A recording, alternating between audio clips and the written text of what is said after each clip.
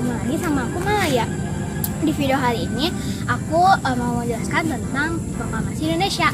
Teks proklamasi Indonesia itu ada dua, yaitu teks proklamasi otentik dan teks proklamasi Klan.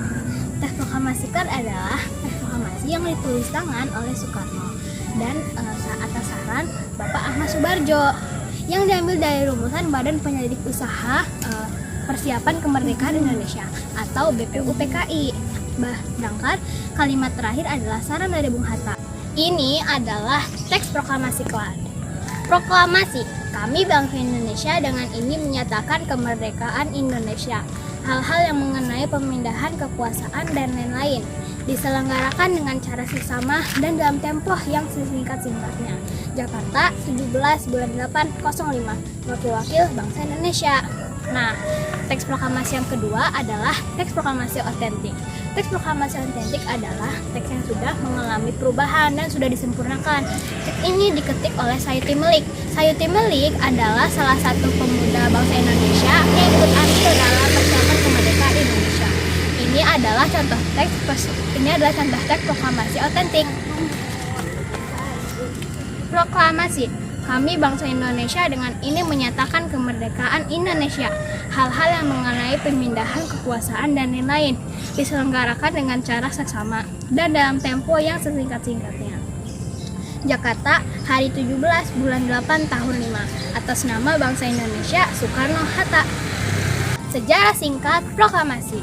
Pada tanggal 6 Agustus 1945, Jepang mengalami kekalahan dari negara sekutu, yaitu Amerika Serikat. Amerika Serikat melemparkan bom ke kota Hiroshima dan Nagasaki. Para pejuang Indonesia pun segera mempersiapkan diri untuk kemerdekaan Indonesia. Tapi hal ini menjadi perdebatan antara golongan tua dan golongan muda. Golongan tua ingin menunggu perintah dari Jepang, sedangkan golongan muda ingin memproklamasikan kemerdekaan Indonesia tanpa menunggu perintah dari Jepang. Akhirnya golongan muda pun mengasingkan Bung Karno dan Bung Hatta ke Rengas Dengklok.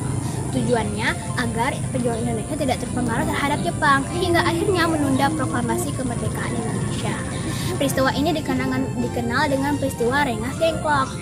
Disepakati pembacaan proklamasi Indonesia di Jakarta. Akhirnya Bung Karno dan Bung Hatta pun langsung pulang ke Jakarta dan membacakan teks proklamasi Indonesia pada tanggal 17 Agustus 1945 di Jalan Pegangsaan Timur nomor 56 Jakarta Pusat. Makna proklamasi Indonesia. Proklamasi Indonesia menyatakan bahwa Indonesia adalah masyarakat baru yang bebas dari tekanan dan ikatan.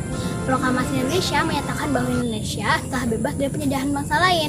Proklamasi Indonesia adalah resmi dan legal yang menyatakan Indonesia sudah bebas dari penjajahan bangsa-bangsa lain.